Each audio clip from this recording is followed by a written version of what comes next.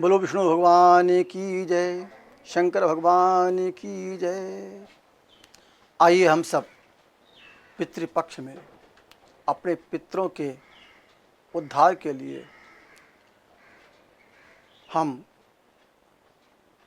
क्यों पितृपक्ष में हम क्यों मनाते हैं और पितृपक्ष के अंदर हमको क्या क्या करना चाहिए। भगवान विष्णु स्वरूप भगवान श्री कृष्ण वो पितृपक्ष के बारे में बतलाते हैं कि पितरों की मुक्ति के लिए एक ही रास्ता है और वो है भगवान विष्णु की विशेष पूजा। हम सब अपने जीवन के अंदर पितरों का आशीर्वाद प्राप्त करने के लिए बहुत सारे उपाय करते हैं, परंतु हम उपायों के अंदर विशेष रूप से समझ नहीं पाते हमको करना क्या चाहिए। कहते हैं कि एक बार दानवीर कर्ण वो जब स्वर्ग में पहुंचा तो भगवान ने उसका स्वागत किया और कहा, आओ कर्ण, तुमने बहुत दान किया है और मैं तुम्हें उस दान का फल देते हुए आपको अच्छे अच्छे पदार्थ खिलाना चाहता हूँ। कर्ण बहुत प्रसन्न हुआ और भगवान ने उसके सामने बहुत अच्छे अच्छे खाद्य पदार्थ रखे, व्यंजन रखे, परंतु सभी व्यंजन सोने के थे। कर्ण नहीं खा सका। कर्ण ने कहा, प्रभु आपने जो दिया है उसे मैं खा नहीं सकता हूँ। भगवान ने कहा, तुम्हारे पितृ इसी प्रकार से भूखे हैं, प्यासे हैं, तुमने कभी अन्न दान नहीं किया, जल दान नहीं किया, अपने पितरों के निमित्त कुछ नहीं किया है। प्रभु फिर मुझे क्या करना चाहिए। भगवान ने कहा, मैं तुम्हें वापस 15 दिन के लिए पृथ्वी पर भेजता हूँ और वो जिसे पितृपक्ष कहते हैं। और उन 15 दिनों के अंदर कर्ण ने ब्राह्मणों को भोजन कराए, धर्मशालाएं बनवाई, प्यासों को पानी पिलाया, गौओं को चारा दी। इस प्रकार से कर्ण ने अपने पितरों को प्रसन्न किया। हम पूर्णिमा को लेकर के 16 दिन तक हम पितरों को मनाते हैं और पितृपक्ष के अंदर विशेष रूप से हमको संयम का ध्यान रखते हुए, जैसे कि हमको बाल नहीं कटवाने चाहिए, पृथ्वी पर शयन करना चाहिए और संयमित भोजन करना चाहिए और पितरों का आशीर्वाद प्राप्त करने के लिए जिस भी तिथि में हमारे पूर्वज अपना शरीर छोड़ते हैं उस तिथि को हम पितृपक्ष में श्राद्ध के रूप में गिनते हैं और उस दिन हम अपने पितरों को तृप्त करने के लिए ब्राह्मण को खाना खिलाते हैं, गाय को चारा देते हैं, गोग्रास, स्वान ग्रास, काक ग्रास, पिपील का ग्रास, इस प्रकार से हम पितरों को प्रसन्न करने के लिए, उनका आशीर्वाद प्राप्त करने के लिए हम दान पुण्य करते हैं और यही प्रार्थना करते हैं वेद मंत्रों के द्वारा। ओम याम मे धाम देवगणाः पितरश्च उपासते तया माम अद्य मेधाग्ने मेधाविनं कुरु। हे मेरे पितरों, मुझे अपने जैसा मेधावी बुद्धि दे दीजिए। जिस प्रकार से आपने संसार के अंदर मान सम्मान प्राप्त किया उसी प्रकार से मैं भी मान सम्मान प्राप्त करूं। इस भाव के साथ में हम पितरों से प्रार्थना करते हैं और पितृ गायत्री का जाप भी करना चाहिए तुलसी के माले पर। मंत्र है ओम पितृगणाय विद्महे जगत धारणे धीमहि तन्नो पितृ प्रचोदयात्। इस पितृ गायत्री मंत्र से तुलसी की माला पर जाप करना चाहिए। हमारे जन्म कुंडली और चंद्र कुंडली, इसके अंदर भी पितृदोष होता है।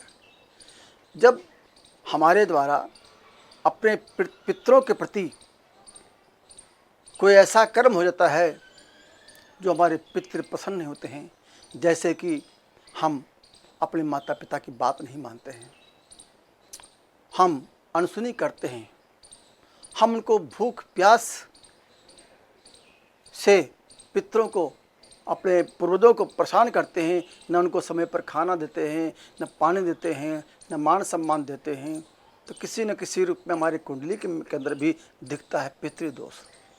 और पितृदोष के निवारण के लिए यही उपाय होता है कि हम पितृतर्पण करें, जिसमें भगवान विष्णु की विशेष पूजा करते हुए पितृतर्पण करते हैं, जिसमें कुशा जो भगवान विष्णु के बाल माने जाते हैं, तिल जो भगवान विष्णु के पसीने माने जाते हैं, जौ जो भगवान विष्णु की आंखें मानी जाती हैं, गंगा जल दूध में इनको डाल करके और कुश को हाथ में ले करके अपने सीधे हाथ के तर्जनी और अंगूठे के बीच में रखते हुए कुशा को जल की धार देते हैं, जिससे हमारे पितृ प्रसन्न होते हैं। और जब पितृ प्रसन्न होते हैं तो हमारे जीवन के अंदर खुशियाँ देते हैं।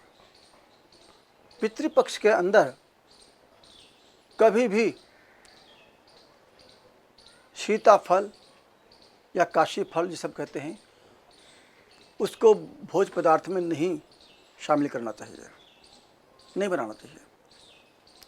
साथ में बैगन, इसको भी नहीं बनाना चाहिए। और ये भी कहा गया है कि जिस तिथि में शरीर छोड़ते हमारे पूर्वज, उस तिथि के अंदर ही उनका श्राद्ध करना चाहिए। श्राद्ध कहते हैं श्रद्धा के साथ, भाव के साथ आप अपने पितरों के निमित्त जो भी भोज पदार्थ दान करते हैं, उसे श्राद्ध कहते हैं। यदि आपके मन में भाव नहीं है, श्रद्धा नहीं है, तो आप कुछ भी दान करेंगे उसका कोई फल नहीं मिलेगा, क्योंकि बिना श्रद्धा से दिया हुआ जो भी है उसका फल नहीं मिलता है। इसे श्रद्धा कैसा करना चाहिए। और पितृपक्ष के अंदर जो नवमी की तिथि होती है, उस तिथि के अंदर यदि जिनके बारे में न पता हो तिथि के बारे में कि किस तिथि में हमारी माताएं बहनें कोई भी अपना शरीर पूर्ण करता है, तो उसका हम श्राद्ध करते हैं। और ऐसे जो जिसकी दुर्घटना होती है, अकाल मृत्यु होती है, किसी कारण से उनकी मृत्यु हो जाती दुर्घटना के वश, उनके हम चतुर्दशी के अंदर उनका श्राद्ध करते हैं। और जिसके बारे में कुछ भी न पता हो, उसके लिए हम अमावस्या के दिन हम विशेष रूप से हम उनका श्राद्ध करते हैं। तो ये पितृपक्ष के अंदर जितनी श्रद्धा से, भाव से हम अपने पितरों को मनाएंगे और साथ में पितृ गायत्री मंत्र का जाप करेंगे और संयमित जीवन व्यतीत करेंगे, तो हमारे प्रसन्न होंगे पितृ। और पितृ जब प्रसन्न होते हैं तो हमारे घर के अंदर धन धान्य, संतान और घर के अंदर खुशियाँ आती हैं। इसलिए कहते हैं कि अपने पितरों को मनाएं। जो अपने पितरों को मनाता है, अपने पितरों का तर्पण करता है और अपने पितरों के निमित्त दान करता है, ब्राह्मण को और गाय को। ये दो मुख ऐसे हैं जिससे भगवान नारायण स्वयं भोजन करते हैं। गो ब्राह्मण के मुख से भगवान स्वयं भोजन करते हैं। इसलिए विशेष रूप से हम पितृपक्ष में ब्राह्मण को और गाय को विशेष रूप से हम भोजन कराते हैं। और काकग्रास, स्वानग्रास और पिपीलिका ग्रास, इनसे भी हमको पुण्य मिलता है। जो 5 प्रकार के महायज्ञ होते हैं, उन महायज्ञ के अंदर जो तीसरा यज्ञ होता है उसे पितृयज्ञ ही कहते हैं। पहला यज्ञ होता है ब्रह्म यज्ञ, जिसे हम ज्ञान यज्ञ भी कहते हैं, जिसमें कथाएं अधिक होती हैं, पूजा पाठ होता है। दूसरा देव यज्ञ, जिसके अंदर हम अग्नि के माध्यम से हवन करते हैं, यज्ञ करते हैं, देवताओं को प्रसन्न करते हैं। तीसरा यज्ञ पितृयज्ञ, जो अपने माता पिता को प्रसन्न करते हुए, अपने व्यवहार से प्रसन्न करते हुए, उनकी हर प्रकार से सेवा करते हुए उनका आशीर्वाद लेते हैं, ये पितृयज्ञ कहलाता है। और चौथा यज्ञ होता है बलि वैश्य देव अतिथि यज्ञ। अतिथि यज्ञ वो होता है जो हमारे घर में मेहमान आते हैं, वो भी एक प्रकार से देव कहलाते हैं, उनका भी हम सम्मान करते हैं। पांचवा यज्ञ बलि वैश्य देव यज्ञ, असहाय की सहायता करना, जो किसी प्रकार से कमा नहीं सकते हैं, परेशान हैं, दुखी हैं, तकलीफ़ में हैं, उनकी जितनी हो सके अपने से उनकी सेवा करें। और उसी में ही हम गोग्रास निकालते हैं, काग्रास निकालते हैं, स्वान ग्रास निकालते हैं, पीपल का ग्रास निकालते हैं। और साथ ही भगवान श्री कृष्ण कहते हैं कि मैं वृक्षों में पीपल हूँ, और भगवान विष्णु स्वरूप पीपल के अंदर स्वयं वास करते हैं भगवान विष्णु, और उनके साथ उनकी नारायणी अर्थात लक्ष्मी भी साथ में रहती हैं। तो पीपल में जल चढ़ाने से लक्ष्मी और विष्णु प्रसन्न होते हैं, साथ में पितृ भी प्रसन्न होते हैं, क्योंकि पितृ भगवान विष्णु की प्रसन्नता से पितृ को स्वर्ग में स्थान मिलता है, इसलिए विशेष रूप से भगवान विष्णु की पूजा करते हैं। और साथ हमारे भोलेनाथ जी, शमशानवासी भोलेनाथ जी बैठे हुए हैं, इनके परम शिष्य शनिदेव जी, जो मृत्यु के देवता माने गए हैं। हमारे ज्योतिष शास्त्र के अंदर जो 8वां भाव होता है वो मृत्यु का होता है, तो वो अष्टमेश कहलाते हैं, अर्थात मृत्यु के देवता कहलाते हैं, 8वें घर के मालिक कहलाते हैं। तो शनिदेव जी भी पीपल में वास करते हैं, इसलिए हम जब भी भगवान की पूजा करते हैं, पीपल में जल चढ़ाते हैं, तो पितृ भी प्रसन्न होते हैं, हमारे शनिदेव जी प्रसन्न होते हैं, और भगवान विष्णु प्रसन्न होते हैं, और हमारे जीवन के अंदर जितनी परेशानियां हो दूर होती हैं।